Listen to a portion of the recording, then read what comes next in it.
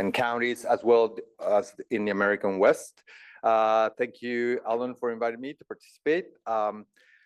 We're going to talk about finance. And as you know, you can have the most virtuous laws, the best well-integrated plans, and capable staff with the willingness to implement and execute as best as they can. But without finance, you can't do anything. It's we're going to talk about very different contexts of implementation. You know, California has been a climate leader, has a lot of resources. Most recently, just became the 4th largest economy of the world. For instance, LA itself is the 20th largest economy of the world. Similar scale as Israel itself, or Taiwan or Belgium. So the resources, there's a little bit of a asymmetry at the national level and local level, but we will start with some policy perspectives from Israel. We will talk about some strategies for decarbonization in the electricity sector and how that connects with the with localities and their strategies, as well as the action that is happening at the trench level, both in Israel and in California. And then we'll finish with a very interesting case study of a community, a very hierarchical, organized, and strict command and control kind of management community, which is what the military is doing in terms of new innovative mechanisms to introduce resilience. So with that, I'm going to invite Tamar Zandberg. I will say something quickly. You have all their bios on the website. Former Minister of Environmental Protection at Israel, and now Director of the Climate of the National Institute for Climate and Environmental Policy at Gurion University. She'll give us a big picture perspective. Please welcome Tamar.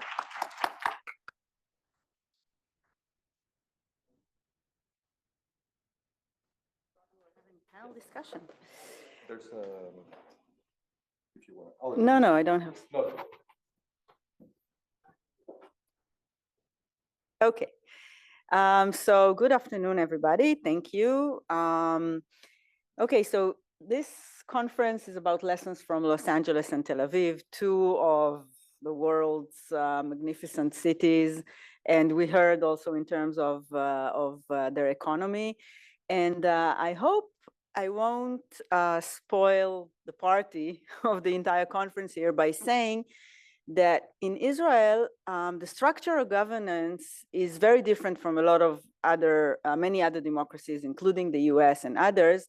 And we have to realize that in looking at how to put cities in the forefront of climate resilience and of many other challenges. When the State of Israel was established, and I think this conference is co-hosted by the Israel Studies Center here in Stanford, it was Ben Gurion, that the university that I'm part of today is named after. He formed Israel as a modern liberal democracy, and that means that the constitutional system was designed in the 50s in a series of basic laws. These are not laws that deal with the rights, but there are more administrative governance law. For example, the basic law of the Knesset that formed the parliament, the basic law of the government, the basic law, by the way, of the water economy of Israel, the basic law of the president of Israel, the basic law of the Supreme Court, etc. One area that was not reshaped and redesigned in democratic Israel is the local authority. So we are left with a mandatory act, Pkudat HaIriyot. It's a law that was not framed after the democratic state was formed, but rather remains from the previous British mandate. And and by the way, the other area in which Israel did not form a democratic law Anybody know what that is? The Israelis here. What other very, very basic principle law was not reformed after the state was established, but remained under a mandate act? Anybody? The tax. The tax, the way we collect taxes is also, which means that the authorities in Israel can be much more aggressive, some people would say violent, when collecting the taxes. They can actually take your bank account and shut it down because, you know, it's not being done in a democracy, but it's a pre-democratic ruling. So the same with the basic law, the law that has the governance of the local authorities. So that means the structure of the governance in Israel is very centralistic. Here we had a tour in the Palo Alto city yesterday, and it's like that, you know, we watch NYPD and a lot of American television. So here, the police, education, transportation, the fire department, all of these are city controlled. In Israel, all of them are nation controlled, and also here in the US, and by the way, in many other democracies, we also have another level of the state level. Los Angeles is the 20th economy in the world. California is the 5th or 4th. So these are two levels of very, very independent governance that do not exist in Israel. Even Tel Aviv, which would be the 7th, if we rank that, the 7th, if we put Tel Aviv as a government ministry, it would be the 7th in terms of size of the budget. The most, like, you know, the capital of the economy, not the government capital, but the capital of the economy, of culture, of tourism, you know, everything. But still, Tel Aviv is not independent in collecting its own taxes. The tax is being dictated by the government, and the same with authorities. The mayor, Ron Huldai, famously says that I control everything that stands and the government control everything that drives, you know, in the city, to say that he's not responsible for the transportation, but rather the government, okay? But he can only put the stations where people would stand and wait for the bus, but he doesn't control where the bus goes. And add to that, and I think that is also something common between Israel and the US right now, that the cities in the last few years, definitely since COVID, since pandemic, have become, like, you know, everybody's talking about the era of cities, and how cities are in the front of dealing with COVID. Someone in the last panel said that when someone in a city has a problem, they go to the local government. They don't know who's the minister that's in charge. So cities have gained more and more attention in academia. There's a lot of writing about the rule of cities, about the citizens of the city rather than the citizens of the state, and etc. Now add to that the fact that in both US and Israel, we are right now experiencing very severe crises of democracies in terms of the national government.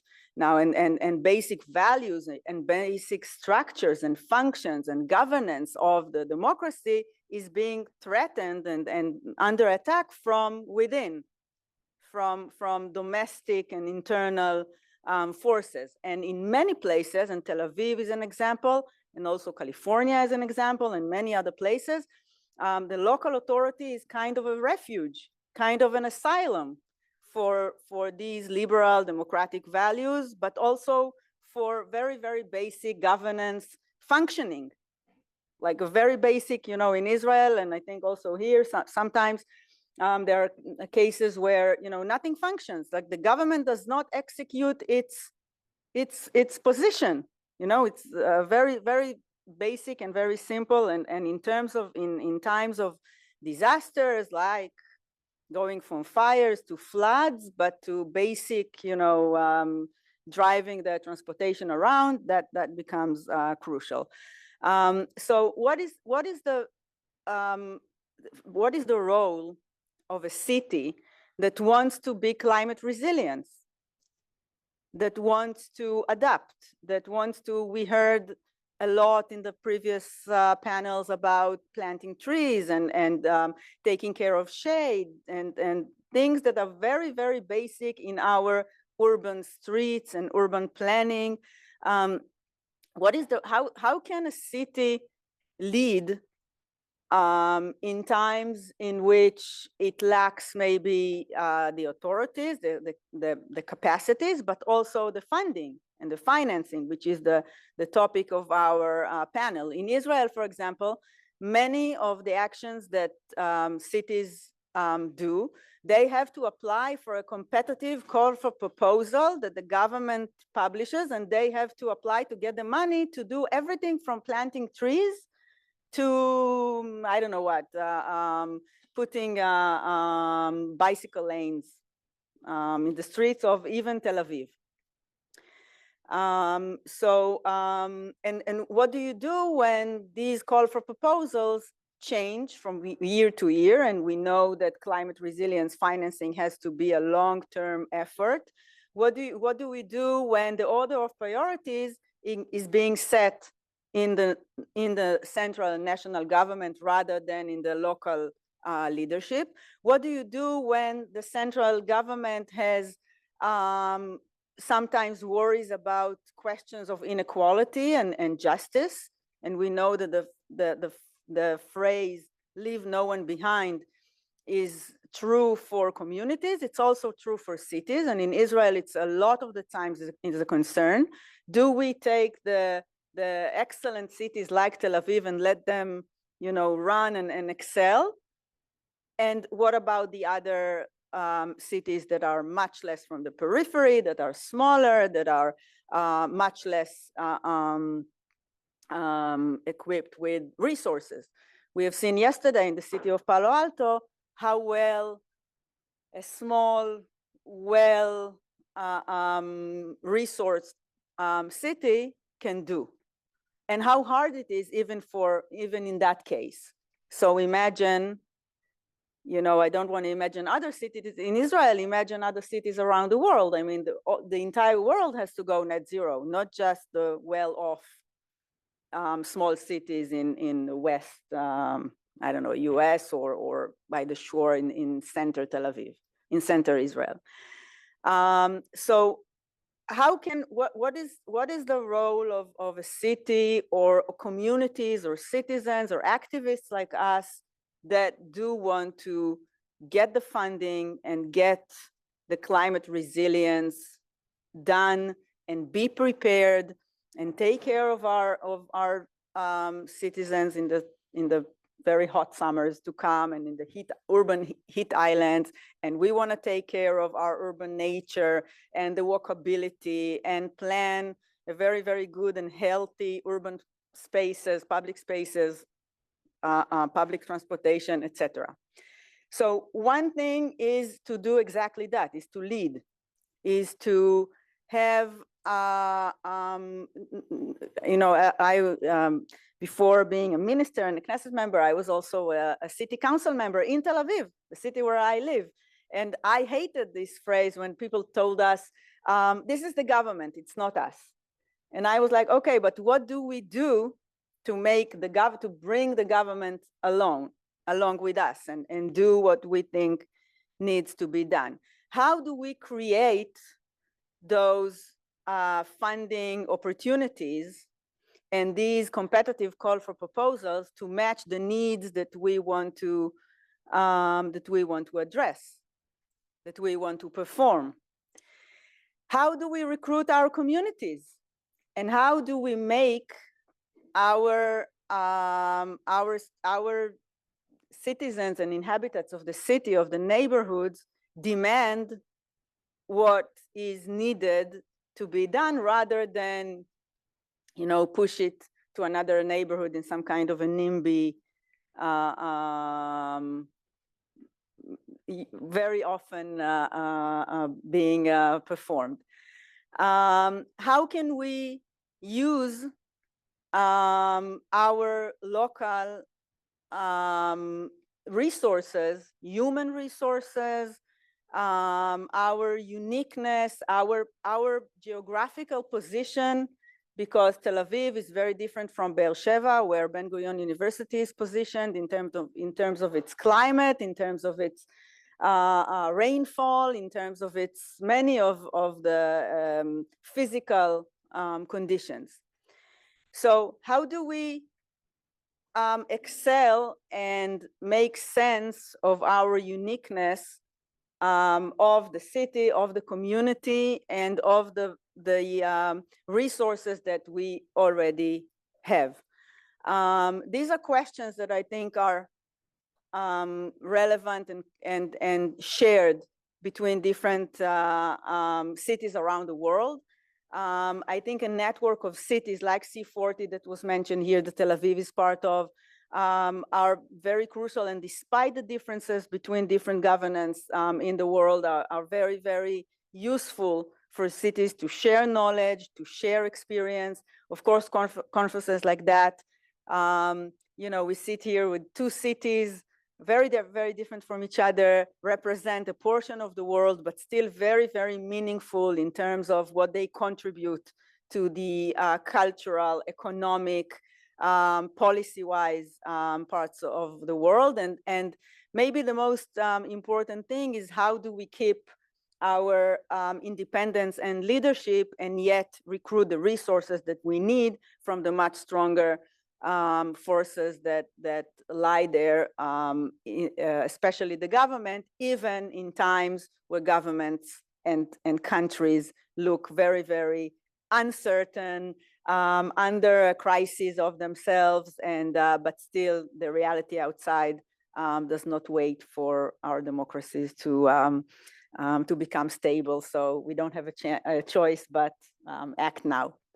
Thank you.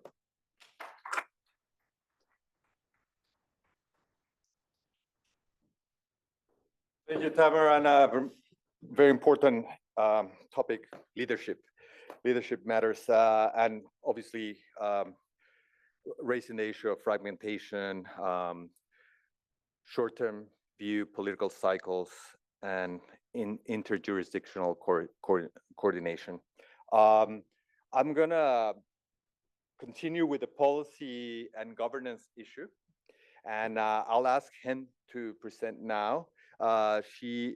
Hend is at the Adaptation and Resilience. She heads that department at that area at the Department of at the Ministry of Environmental Protection. So we'll keep working on policy and programs and implementation.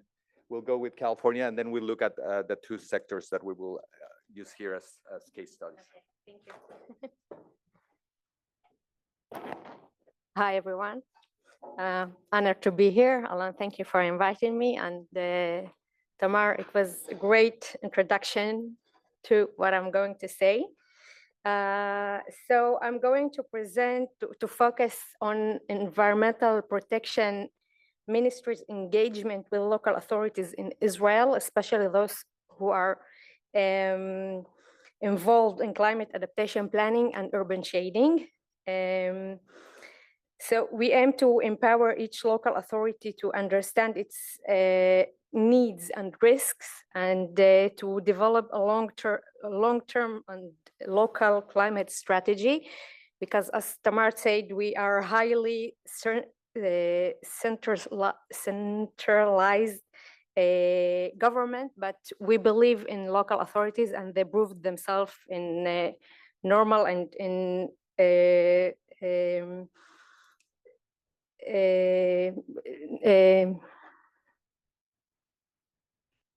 I forgot the word for it in English. Sorry, it's my third language.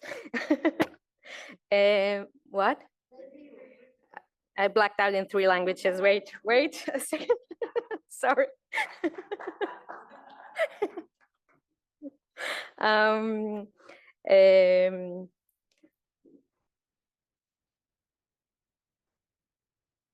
Emergency, that's the word. And routine days and in emergencies, as Tamar said, in the Corona area, we saw it. In the war also we saw it. So they have the power to do stuff, and they know what their community needs. Where should I? Okay. So the government, we have two-way information channels with the local authorities. We have the top-down and the bottom-up, the other way. So in the top-down channel, we provide support tools for planning and implementing through a couple of stuff. The first thing is the two pictures on the right. So the National Risk Map, it's a platform that provides analysis for climate risks such as heat and flooding. And Professor Noga will talk about it tomorrow, so I won't say anything more. The second thing is that we have a professional guide, also in Hebrew and in Arabic, that Dr. Orly, I don't know if she's here, prepared for local authorities.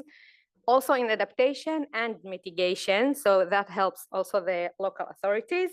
And in addition to those two, we have support tracks and dedicated fundings for planning and implementing.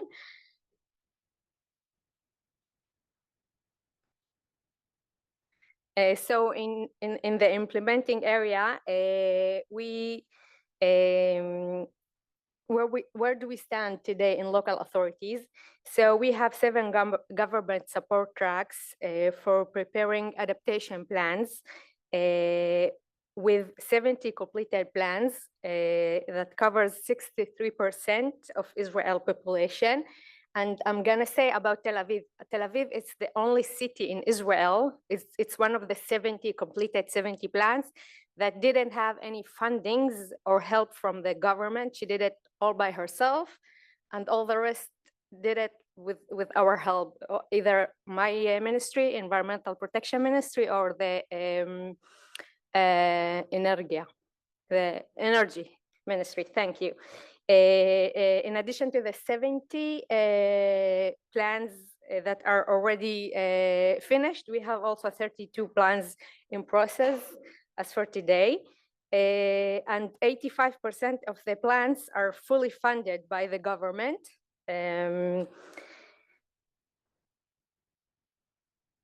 So in addition, I want to talk about the climate bill. We have a climate bill in Israel. Hopefully by the end of the year, it will become a climate law. We added a new section to the climate bill that says that every 5 years, Israel needs to update its National Adaptation Plan, its SNAP, and every 2 years, it needs to submit a progress report. In addition, it says that the local authorities need to also submit their adaptation plans. So that's a new thing.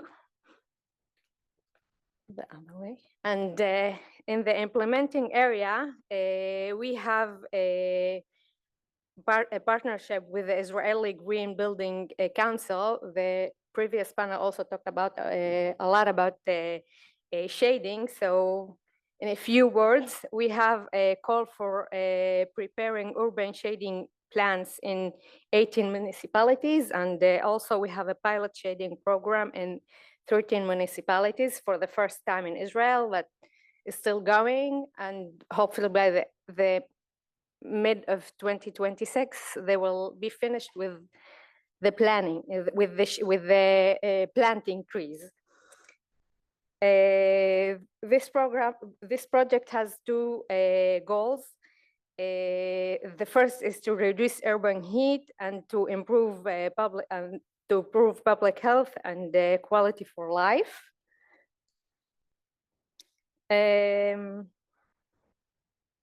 And for both of things, also the planning and implementing, I want to say also thank you for Tamar and Neta. When Tamar was the minister of the prime minister, she's the one who funded these 2 projects. And she's the one who established my department also, the climate resilience department. I'm honored to continue your work, so thank you. So the second method that I'm going to talk about is the bottom up. So where we understand the needs of the local authorities. We analyzed the data from 50 plans of the 70 that were submitted via the climate TEDR portal, and Shira will talk about it tomorrow also. But Aklima Foundation is a new foundation. There you are. And they help us analyze the 50 of 70 plans, and they found challenges and priorities that local authorities have in the plans, such as urban heat, waste burning, sea level rise, and much more. And also categorized it by fields of action, response type, process, strategies, and more. That's the website. And for instance, we learned that the main focus in the plans on the preparing for heat events with approximately 1,700 action listed. So that's one of the main things we found out in the plans. Another thing we find out is that engineering department is the most department responsible for implementing by far, if you can see that. So that's important thing to know if we want to plan the next part of the planning action planning for adaptation.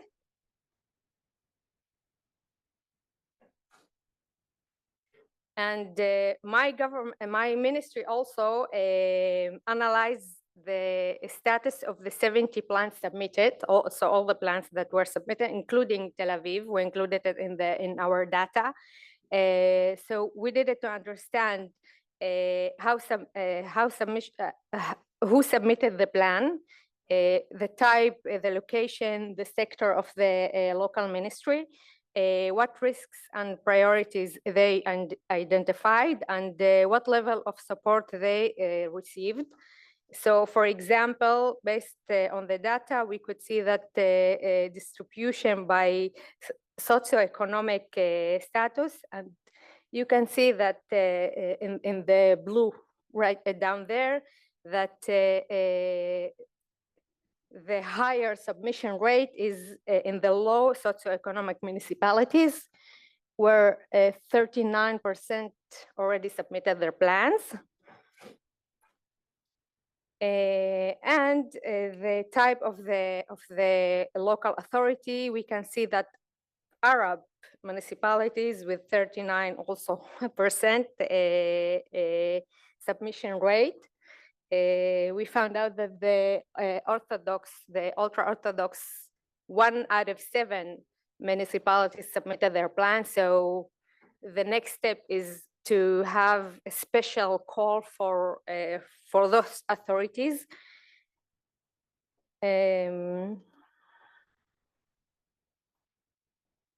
So few of the challenges and lessons that we've learned from the process are, first thing is, I'm gonna say it like that, thank God that in Israel, yeah, climate is not a political issue, but still we encountered some challenges in the local level. So after the election, a municipality election in 2024, some newly elected mayors canceled the adaptation planning because they didn't want to continue with the work that the previous ones did. So we had this issue. The second thing that is,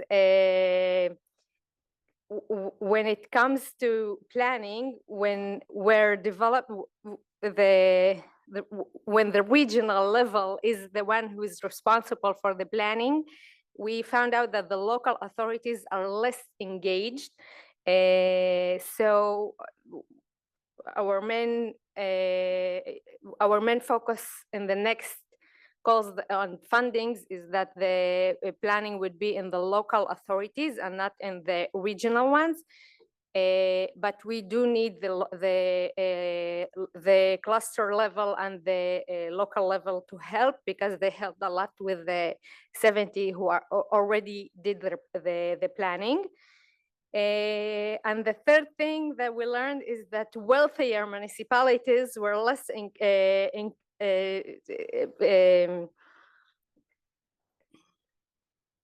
what? Yeah, inclined. Thank you. With the planning, and vice versa. The more the local authority is has less money, she was more involved. So that's why we see that Arabs and Bedouin authorities have a great level of planning. And the last one is when we are looking forward. So there are several key direction guides that guides us forward. So the first thing is that we are going to have new support tracks, especially for Arabs and Bedouin in the Negev.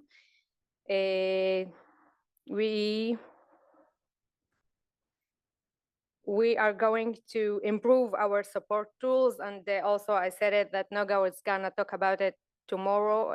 The risk map, we're always improving our support tools. And finally, hoping by the end of this year, we'll have a climate law that helps us in planning, and it will be mandatory for also the government and also the local authorities to implement and to plan their local their adaptation plans. And that's it. Thank you.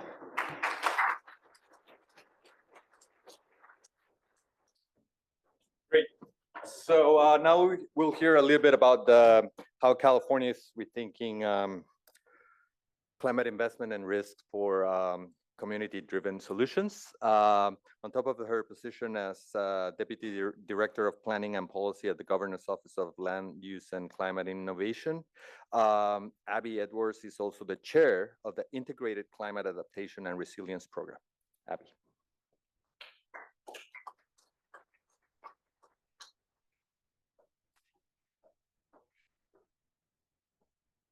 I'll keep it short. When I stand. Hi everyone. Thank you so much for having me. I'm really excited to be here. As you mentioned, I'm the Senior Deputy Director of our Planning and Policy work at the Governor's Office of Land Use and Climate Innovation, and the chair of the Integrated Climate Adaptation and Resiliency Program in California. It was really fun to hear about a lot of the efforts going on, because I kind of feel like I would change my presentation to focus on just a lot of the areas of alignment. I heard heat is a top issue for local jurisdictions. Lower jurisdictions are less likely to be in compliance with some of the laws. That's the same in California, So there's a lot of alignment, which is exciting. So I think I'll share a little bit about kind of our broader scope of the work that we do. So let's see. At our office, we are California's, sorry, I'm kind of short. California's comprehensive planning agency. And so we really help California plan ahead.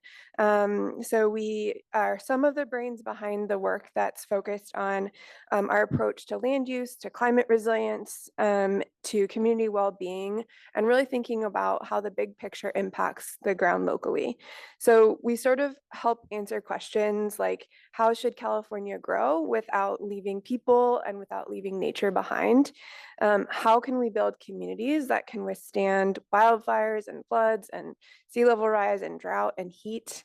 And how do we ensure that our state dollars and our state funding really reaches communities that need them the most? And we also really understand that climate resilience doesn't happen in silos, that we really have to bring together land use, we have to bring together housing, transportation, conservation, all of those efforts really to make sure that our efforts are really grounded and aligned.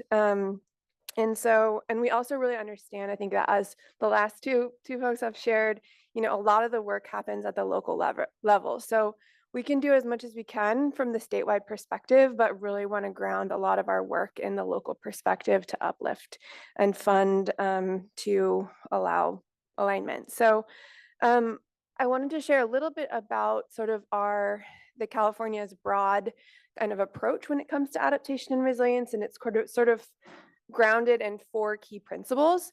And so the first one is that climate impacts are really threat multipliers.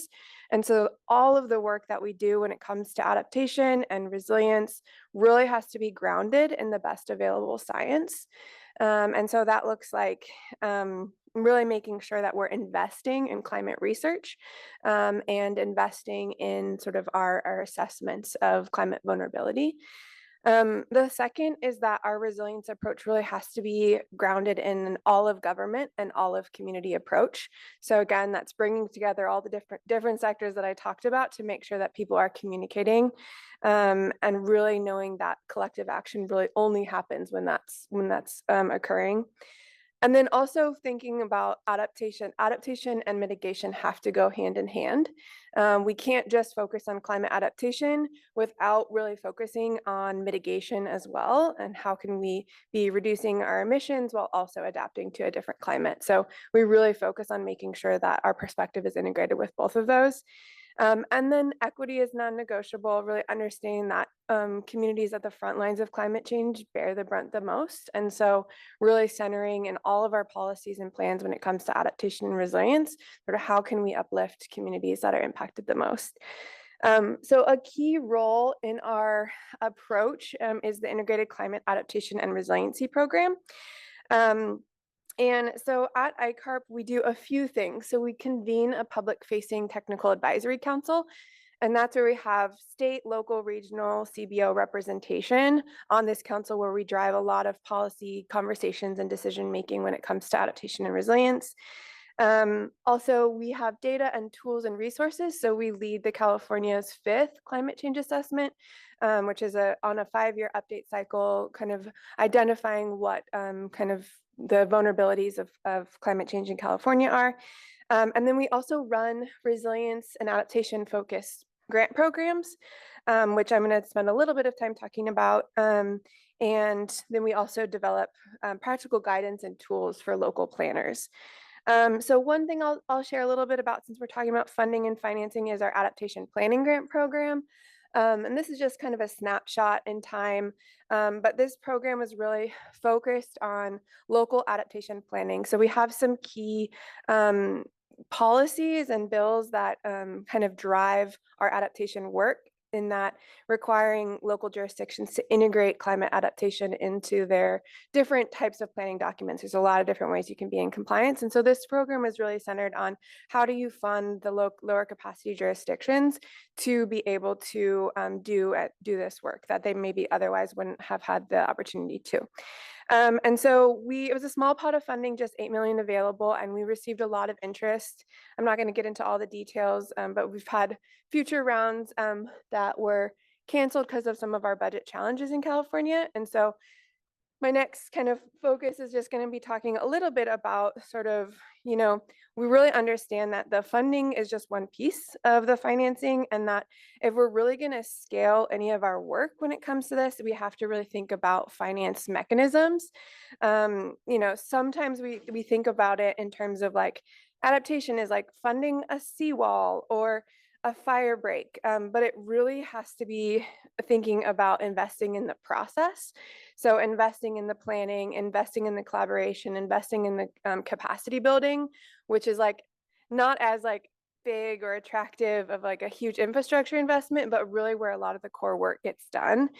And so some of the key challenges are there's chronic underfunding at the local level. I think while California is the 4th largest economy, there is a ton of income disparity, and there's a lot of low capacity jurisdictions. And so the role of the state is really to think holistically about how we channel and funnel resources to communities that need them the most.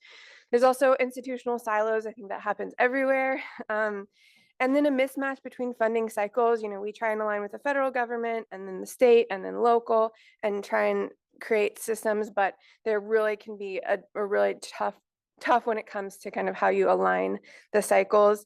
And then a lack of flexibility in the funding. Again, as I said, some of the core kind of like overhead and things that are actually needed to sustain the work aren't often the thing that's funded. And so trying to think holistically about how we create flexible programs to have long lead times and community engagement really built into the process, and kind of shifting away from some of the traditional funding mechanisms. And then lastly, I'll just spend a little bit of time thinking, you know, so as we've talked about, I've talked about a little bit, you know, adaptation and funding is one thing, but financing is a whole other thing. And so really needing to think about how we assess value and how we assess risk, and understanding that some of the traditional cost benefit models often really fall short of dealing with climate uncertainty and equity and long-term performance. And so thinking about needing to develop underwriting criteria for infrastructure that can perform really better in the long term under future climate extremes. So also including metrics for climate justice and intergenerational equity, and also thinking about public finance models and permitting systems that really align with our climate goals. So there's a lot of opportunities, I think, in this space to I think this might be it. I think there's a lot of opportunity to sustain the political will, to develop the finance mechanisms, and to have the deep trust, but we also have a long way to go. So I'll stop there, and I think we probably want to just get into conversation. Thank you. Yeah. Well, now as promised, we'll get into sectoral, while maintaining the comparative perspective, sort of a sectoral view of what's happening. In this case, the first by Michael Roth, who is now an energy water resilience specialist at and also in that capacity, he's a contractor right now to the U.S. Department of Energy. And I don't know how much he can share with us in terms of policy directions in Washington in this area. He's part of Golden, Colorado. So, Michael, welcome.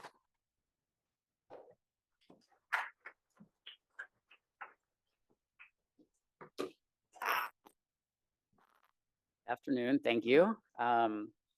Yeah, so I realized a little earlier that I've had the unique opportunity to work for both Israel's Ministry of Energy and the Department of Energy in the United States. And also the realization that no one's made a tale of two cities joke yet about LA and Tel Aviv. So I don't have one, but someone please do that. So what I'd like to do is first express that I am here in my personal capacity, not as my official role as a energy water resilience support specialist for the Department of Energy. So I do not represent the DOE. And so what I'd like to do is tell you a little bit about what I do as a civilian, and then also tell a brief story about some work that I've done with the Ministry of Energy in Israel. And both of these jobs, I've had the opportunity to focus on energy and resilience. And what I think is really interesting is that in both of them, they have not focused on financing resilience at the city municipal level. It's always been, how do we provide the infrastructure so that cities can provide this, in tandem with the infrastructure and big programs that exist? And so with that, my role at as a contractor at the Department of Energy started actually in 2020 during the kind of final weeks of Trump's first administration, in that the Energy Water Act of 2020 was passed in a bipartisan manner through Congress. And it stipulated that the United States Department of Energy, this is a small part of it, needs to focus on energy water resilience. And so, well, what does that mean? It means a lot of different things. But the reason I have a job is that it allocated several $1 million towards the creation of a new program within the Department of Energy, that focuses on and provides a unique home for kind of the intersection of energy and water, some refer to it as the energy water nexus. And so, these are all sort of nebulous terms and can be defined differently in different agencies or ministries. But the focus here is how can we leverage these two siloed sectors. If you look at, for example, the electricity sector on one hand, perhaps the water sector on the other hand, how can they co-optimize and leverage each other's infrastructure so that they provide lower cost, more reliable, and safer products to cities? And so this can look like a lot of different things. And at the US Department of Energy right now, we are in a holding pattern. We're not supposed to speak. We're not supposed to speak at public at conferences. We'll see how that goes. But anyway, so one of the ideas that I'm really excited about is providing. So there's kind of a coordination problem a lot of the times when addressing resilience. And whether that's city to regional to federal level, it can also be from the sector to sector level. And so some of the things that the Energy Water Act of 2020, I have to keep looking because I forget the name, stipulates is that, there's kind of a coordination problem between the two. And so the job of this new energy water resilience program is to solve that in various ways. One way could be with bridging kind of desalination and flexible desalination that can ramp up and down its water production and then for its electricity demand in conjunction with an electric utility that needs to constantly, every second of every day, balance the amount of electricity demanded with the amount of electricity supplied. And so part of this, and we're still working on it now, is to figure out how can we effectively allocate funding as part of this program to realize these co-benefits of cooperation between water and energy, infrastructure and kind of siloed sectors. And so that's kind of the first story, is that kind of the US DOE. And the second is that I had a unique opportunity to work with Israel's Ministry of Energy. There's a project, Professor Yael Parag got a grant from the Ministry of Energy to look at energy security. And that includes a lot of things. It includes sustainability, cost, affordability, resilience. And so, don't know how to go to the next slide here.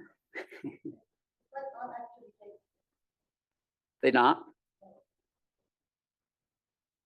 Okay. So I have a few, like maybe 4 minutes here, so I'll be a bit brief. But some of the thinking around how cities and how cities provide resilience to their inhabitants, they're always, or often, unless they're a uniquely situated city that's an electricity island, they're relying more and more on the resilience of their electricity system. And so a resilient, so their resilience, and especially as energy systems decarbonize, they're becoming more and more electrified. So we can see this occurring across transportation with bus fleets and electric vehicles. We see higher reliance on, or at least increasing electricity demand from data centers. We see electrification of other industrial processes. And so the first time in a long time in the United States, our flat electricity demand is going up. And as a result of that, it's outpacing the growth of infrastructure and providing the same level of resilience or of reliability with increased demand is difficult. And so that is a bit of the story of the work I've done with the Ministry of Energy in Israel. And what they asked us to do as part of this project was to look at 2050 and say, okay, we have ideas for what our 2050 mix of generation in the state of Israel should be. And, how do we provide that? And how should we think about planning that? They have, of course, a very talented modeling team, but they wanted some outside expertise and research as well. And so we started looking at Israel in 2050. And Israel is unique among OECD countries in that the population is growing rather fast. It's about 1.8% or projected to be about, I believe, 16 million or so people by 2050. And the other unique thing is that at the same time, throughout Israel's history, per capita electricity demand has also been increasing quite quickly. And so when determining what the future is going to look like, it's really important to look at both population growth and per capita consumption of electricity. And so at the time this research was carried out, which was finished in about 2022 or 3, we didn't see this huge upward trend from vehicle electrification in data centers yet. But we did see a consistent 1% growth rate in per capita demand, which was consistent with the last several years. And so that's what we assumed going forward. And so what the future looks like is really sensitive to this assumption. If per capita growth increases because of electric vehicles, increased air conditioning or heating and cooling, or a whole host of different possibilities, electricity use in Israel could be very high. And it's going to be a lot of work to provide the infrastructure of a resilient power system moving forward. And you can see this here under, kind of 0% per capita growth.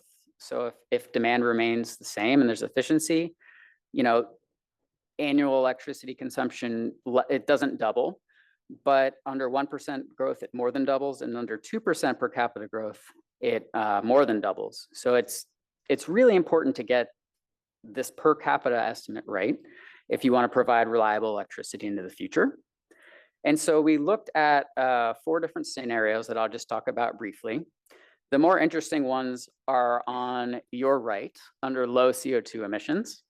And basically the ministry asked us to compare business as usual, which is relying predominantly on natural gas, a diverse scenario in which 50% of electricity comes from natural gas and the other half from a variety of solar and nuclear, 85% solar PV scenario for a low carbon. And then we also added a scenario in which nuclear generation could perhaps provide 60% of Israel's electricity, which is equivalent to baseload demand that we projected in 2050.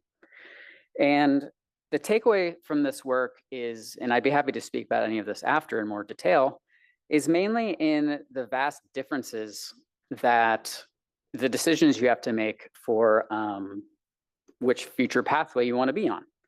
If Israel decides 85% solar PV is the pathway of preference, then that's equivalent. Israel will need about 81 gigawatts of solar PV. Whereas if the Ministry of Energy pursues nuclear energy, however unlikely that may be, you save a lot of infrastructure from reduced need for solar PV and reduced need for storage in the future. And just to point out kind of the one biggest trade-off is the requirement for open space across these 4 different scenarios. So you can see on the left that Tel Aviv is about 52 square kilometers. The Kinneret's about 170 square kilometers. That's the Sea of Galilee. And what I've shown here is just the amount of open space in 2050 that would be needed just for solar panels. And so what you can see is under an 85% renewable future that relies predominantly on solar PV, you'd need the equivalent of about 20 Tel Aviv-sized solar facilities, which is, there's a lot of open space in Israel, but when you look at zoning constraints and biodiversity concerns, it's actually going to be quite challenging to install that much solar PV. And so when you look at, other technologies, whether nuclear or wind, there are a lot of trade-offs in terms of open space, cost, and resilience. And this graphic right here just shows, if you diversify and rely on some other source of electricity, perhaps nuclear, compared to an 85% solar scenario that the Ministry of Energy was really interested in, you save like 1,000 square kilometers of land. You save the equivalent of in 2050, Israel would require kind of globally substantial amounts of storage and solar PV on a global supply scale. And so, you want to think now about which trade-offs you want to face in the future if you want to have a resilient electricity system, resilient, water system. And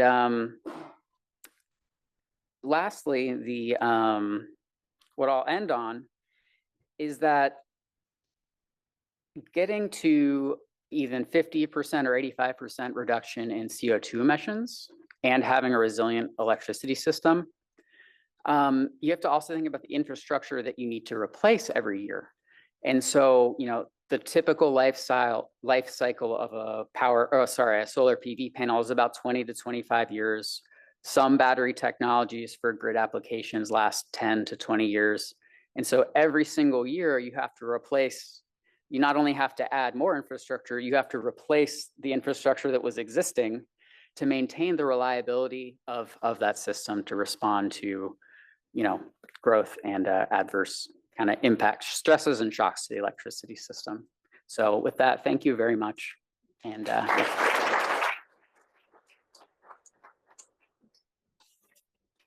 Okay, we now move on to Snir Schwartz. He's a PhD candidate at Tel Aviv University, Faculty of Law, and he's going to tell us about the experience of militaries around the world trying to reduce their footprint, their carbon footprint, and become more climate resilient.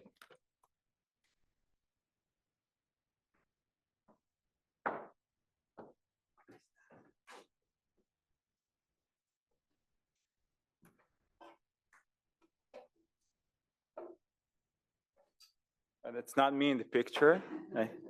Maybe I wish, but it's not. Hello, everyone. So my name is Snir Schwartz. I'm a PhD student in Tel Aviv University. My academic advisors are Professor Tal and Professor Doerr Lustig, who sit here. So first, thank you both for your support along the way. And now, in the next following minutes, I will try to share with you some findings from my research, which part of it examines how militaries promoted their climate resilience and what lessons I believe the municipalities could draw from that experience. So the normative legal framework that led to my research was actually the Kyoto Protocol. During the Kyoto Protocol, there was a decision made which basically exempted all nations from any obligation to monitor or reduce or report their military emissions, their carbon emissions that caused or generated from their military activity. This exemption remained in place more or less in the Paris Agreement in 2015. And the interesting thing we found that although the exemption, and to be honest, primarily because of economic interest and operational continuity interest that military have, some militaries were able to promote their climate resilience and even to develop some interesting financial models to do so. So this is like the official exemption from Kyoto. And before I jump to the financial mechanisms that the military developed, I just wanted to highlight some characteristics that I believe militaries and municipalities share when it comes to finance climate resilience projects. So the first one from the left is both municipalities, at least in Israel, and militaries do not put climate resilience at the top of their priorities. They cannot do that. And yet they have, both of them has some flexibility or autonomy in the way they can use the budget they have. They do have the ability to promote long-term policy, also climate policy. And last, maybe the most important one, is they both don't have the privilege to stop functioning during crises. So all of that characteristics, at least for militaries, made them develop some creative or maybe efficient economic models to find ways to finance climate resilience projects. So the first example, the Israeli example, is the Israeli Energy Efficiency Fund, or the IEF. Basically, it was funded in 2016, allocated $150 million for initial capital loans for military units for energy efficiency projects. And basically, the principle behind this fund is that a military unit approaches the fund with an energy efficiency initiative that has up to 5, or if it's solar initiative, so 7 years of return of investment. Then the fund itself helps the military unit to meet the loan requirements and provided some engineering and finance and legal support. And then once the project could be executed, the loan for the initial capital goes straightforward from the fund to the military unit. As soon as its establishment is completed, the military unit received directly 10% of the cost saving that the project created. And once the loan repayment is completed, all the remaining profits from the project goes directly to the unit themselves, and not like the general budget of the military. And this idea, or this mechanism, constitutes very strong incentive for military bases and for military bases commanders to utilize the fund's budget with energy efficiency projects. In the United States, there's a very similar mechanism, which is the energy saving performance contracts for federal agencies. Basically, it allows federal agencies, just like military units in Israel, to promote climate resilience projects with no upfront capital costs. The main difference maybe is that it's some sort of a partnership between the federal agency to an energy saving company or an ESCO. Together, they conduct a project that allows both energy saving and cost saving. And then they just, similar to the Israeli case, they receive a loan from the ESPC, from the fund, from the federal fund. And the project, when it's completed, actually fund itself until the ESCO, the company, gets its side in the contract, and the remaining profits goes to the federal agency. And just to demonstrate how it works in the real life, so this is the joint base in San Antonio, Texas.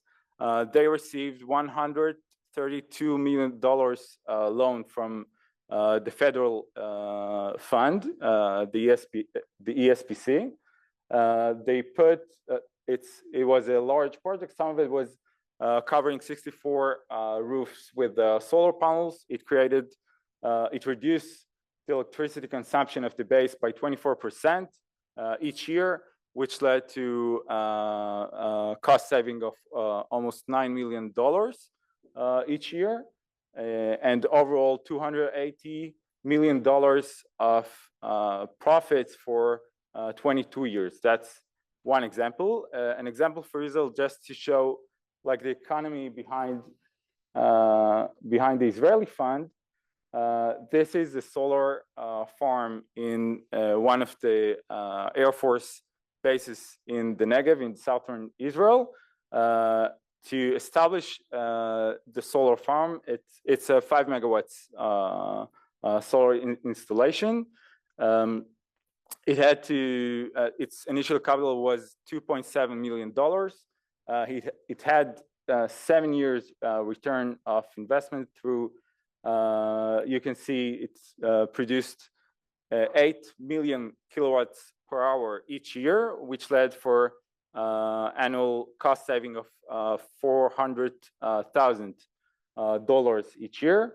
And when you look at that on net present value terms, it's created approximately $3 million discounted worth during 25 years. It will produce during 25 years. And just my final example, which shows, although it wasn't funded by the ESPC, but directly from the federal budget, but it's an example that shows the potential of coordination between militaries and municipalities during crises, especially during extreme weather event. This is the Miramar Marine Base in San Diego.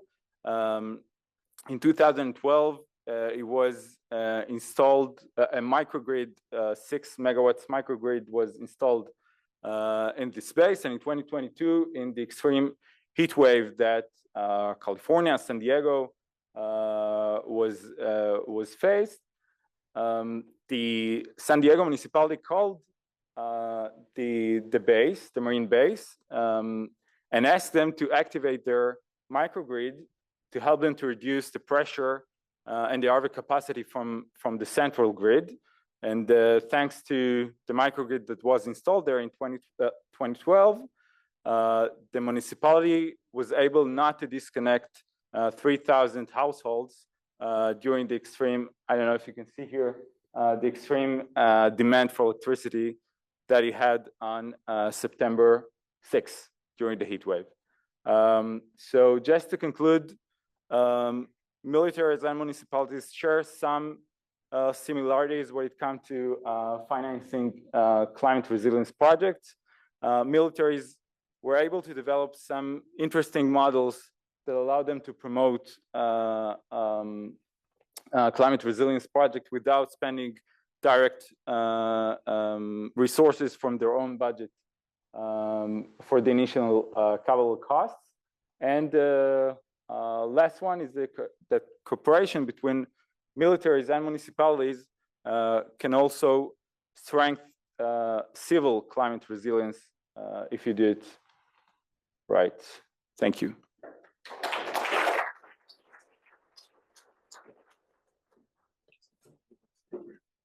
So I'll invite the panelists to come up here. So we can have a discussion with the floor.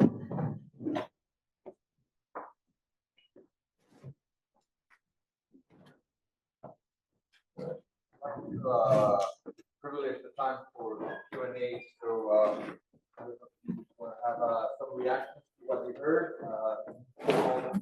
What are hurdles, for instance, about adopting the plan for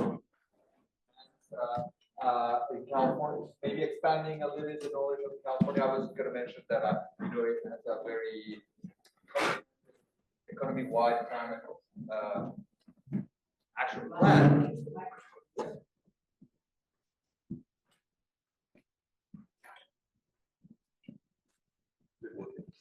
Can you hear?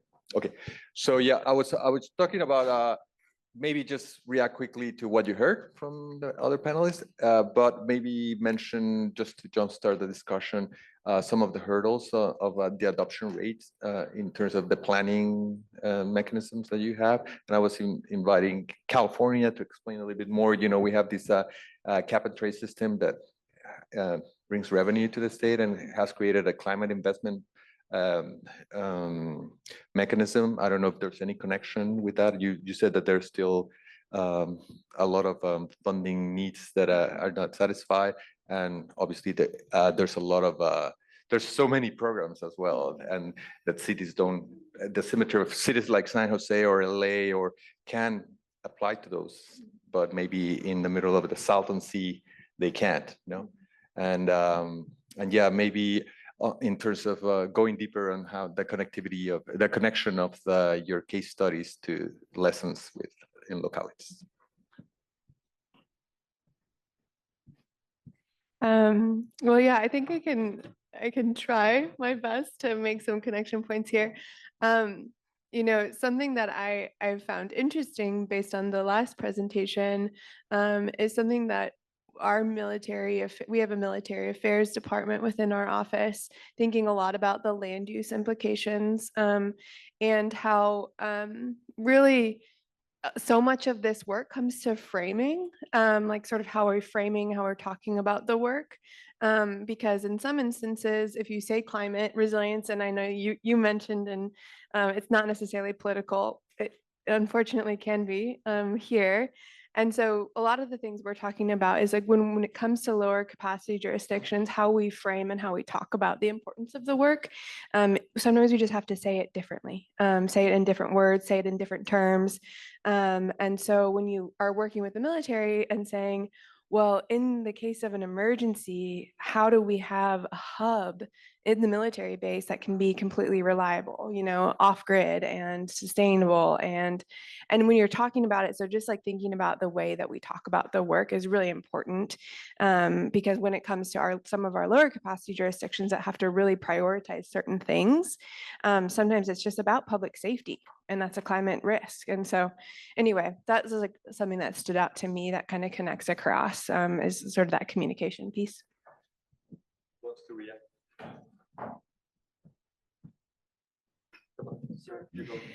Okay, so I think making the point that the climate situation, the crisis, is about security, like you both related just now, and it's also about economic and finance resilience. It's actually the source of the crisis and also can be the solution. And I think, you know, this kind of connects the dot and also to the title of this panel about financing. You know, yesterday we had a study tour in the city of Palo Alto, and we heard about decarbonizing and waste solutions, etc. And one of the questions that was raised is, does it cost money or does it benefit money, or both, and when? In which time frame, which is an issue. I mean, many times people try to convince us that renewables are cheaper than fossil fuels, that I don't know, I'm hearing that EVs are becoming cheaper for like 5 years, and I don't know if that's true. I don't really see that yet. We hear that waste can return money to the pockets of, and you know, if that's the case, how come these solutions are not way more advanced than they are? On the other hand, is it a long-term investment? So you have to invest in the short term for it to return in the long term. In that case, you would need heavily public financing, because this is the role of governments and cities to, you know, to not to be only business oriented, but to be financial resilient. So in the long term, and like a government or even a city is someone that can take like a 25-year investment and see the return, and also make the emergency/climate resilient case. So I think that this is a point that was kind of, and I think a point to take for all these people thinking about solutions on the policy side, is one very important thing is to ensure the financial resilience, not just the climate resilience. Thank you. Yeah. On the subject, so I agree with you, because a lot of the time when we speak with the local authorities, the main issue is fundings. When will you have fundings for us to give us to either plan on or implement our plans? So we usually try to explain that some of the things you do doesn't have to be funded. You can do a lot of stuff that doesn't need any funding, like the planning or education or a lot of stuff. That's one thing. And the other thing, I agree with Abby when she talked about adaptation and mitigation, that needs to be together. So when we started planning with the local authorities, when they started preparing their plans, the 12 first plans were adaptation and mitigation together, with the Ministry of Energy, then we separated it. And also in my ministry, the Department of Adaptation and Mitigation are separate departments. I don't know if that's a good idea or not, but I truly believe that they need to be together, those two things. Thank you. A quick reaction, and then we'll open the floor to. I just wanted to say that I think in all of our presentation, we could look at that. We don't have anymore, I think, the privilege to wait that money will fall off the sky from, I don't know, a federal budget, or in Israel from a governmental budget. And every small entity, whether it's a military base or a small city or a town, or even your home, your house, you have to find a way, and also to work to find the way to fund your climate resilience ambitions and needs. And although I presented it looked really good, the solar panels in the bases, but the militaries did not do that because they think it's a moral duty to combat the climate crisis. They did it because they didn't have a chance, and they had to find ways to fund themselves. So that's it. Good. Yeah, just to build on what Snir said, and also on what in Hend's presentation, I really appreciated that she said, you know, in Israel, climate is not a bipartisan, or is a bipartisan, and it's not a partisan issue, like Baruch Hashem, thank God. So it made me smile. And joining the United States, you know, Department of Energy under a Republican administration, I was, you know, it hasn't, well, how do I put this? One way I've been pleasantly surprised is that when you frame things around resilience, it's nice that it's not a nicely defined term, because you can best explain it perhaps in what happens when you have a lack of resilience, and say that when, you know, in Texas, when there was a extreme weather event, people lost power. And, you know, when there was a blackout in the Northeast, and you can explain it and say, look, in terms of building a resilient future, you know, we need to allocate resources to that so that this does not happen. And oftentimes the cheapest way to do that, as Snir was mentioning, is that, you know, a lot of these low carbon technologies often are the best solution for creating this resilience. So thank you. Great. So do we have questions? Please go ahead. Please introduce yourself. Hi, my name is Maya. I'm from Forum 15. I spoke earlier, so I did introduce myself. I have a question for Abby and for the panel. So my question is, you spoke a lot about supporting the less privileged local authorities, but you also spoke about connecting and linking adaptation and mitigation. We cannot ignore that most of the greenhouse gas emissions are connected to the more affluent societies and cities. So first of all, how does that work together? And secondly, to the panel, to be honest, what scares me is that we're always talking about cost effectiveness, but not everything can be measured, especially not on a local or military reminder, small unit to be cost effective. Energy, yes, that's the easy case. But for example, we were talking about trees earlier, or runoff, water, that isn't necessarily calculable. How do we deal with that? How do we work out things that are not always cost effective? It's a great question. And I think for us, when it comes to thinking about the emitters causing the issue versus those that are impacted most, I think we think about it from our perspective in terms of how we're allocating our resources. Our office really focuses on adaptation and mitigation, or adaptation and resilience. And we try and work really closely with our EPA partners who are more focused on mitigation. And so really trying to break down those silos between our departments, because it is separate in a similar way, but really wanting to make sure that when we're thinking about when there are funding opportunities, how do we write the programs so that those that are impacted the most score the highest, and not just those that are good at writing the grants or able to access the funding, that have the grant writers and the lawyers and all of them to get the funds, but really how do we kind of flip the narrative to make sure that we're writing our programs from the beginning so that the funds really flow to the communities that need them. So that's one way we're really thinking about when we get a pool of funding, whether it's through cap and trade or through the climate bond or through other initiatives, really from the beginning, like how we're thinking about, even if we're looking at vulnerability in California, and when we have a new map coming out that's kind of overlays social indicators with future climate impacts, and where those kind of light up the most, we're thinking about how do we funnel the resources there. And so it's really science-based, but then it's also kind of trying to represent what the reality on the ground. But I would love people to respond to her second question. I think to the second question that it's true that some things don't have a price tag, like you said, but it's also the things that don't have a price tag usually do have a price tag.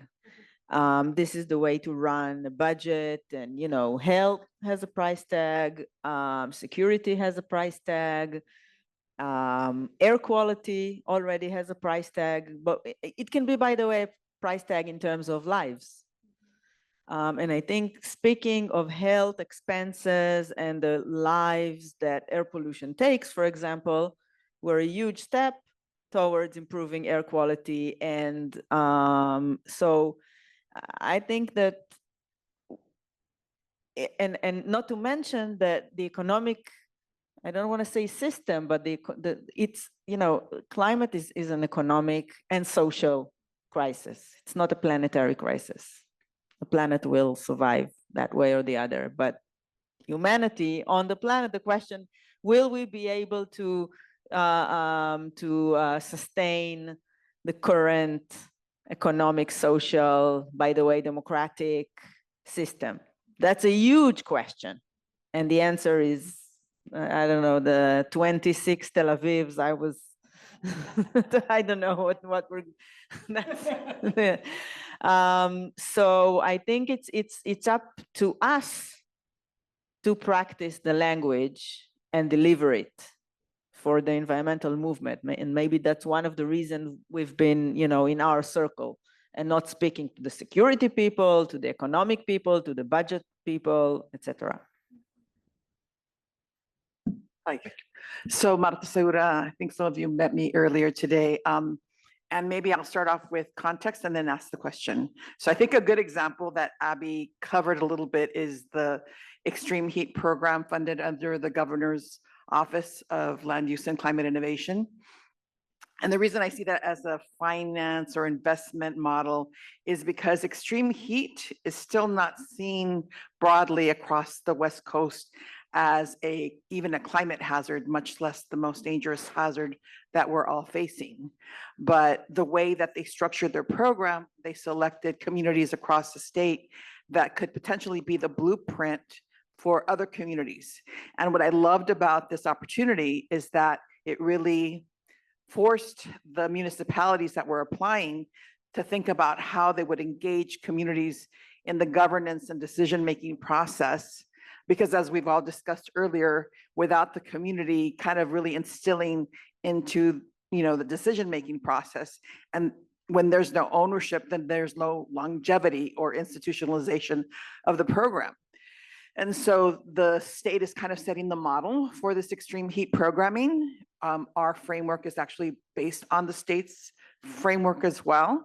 So I guess it's an experiment, right? An investment to see if we can actually replicate this heat action resilience planning, not just for the sake of planning, but if you have metrics and if you have goals in your various departments related to mitigation, adaptation, awareness, et cetera, then those are in the future fundable by Cali PA, the governor's office, the many departments at the state level, and hopefully in the future at the federal level. We have to remain optimistic that things will eventually turn around, because if we don't, then we wouldn't be in this business, right? But so I don't even have a question. I just wanted to lift up the great work of the governor's office and what Abby does as an example of how to invest in marginalized communities with extreme climate hazards, because sometimes you have to take risks to get the output and the outcome that you want. And I know that the governor's office is taking a risk on all of us because extreme heat is not an issue that other governments are really funding. And so I think California is trying to lead on this, and I think it's a phenomenal thing to lead on. Thank you. Well, on that positive note, I will just want to echo the, the sense of urgency, the call to action, because health impacts of climate-related disasters are just going to be more frequent, more destructive, and more costly, and it's just going to happen. And so we better keep problem solving and finding the right solutions whatever way we can. Thank you again.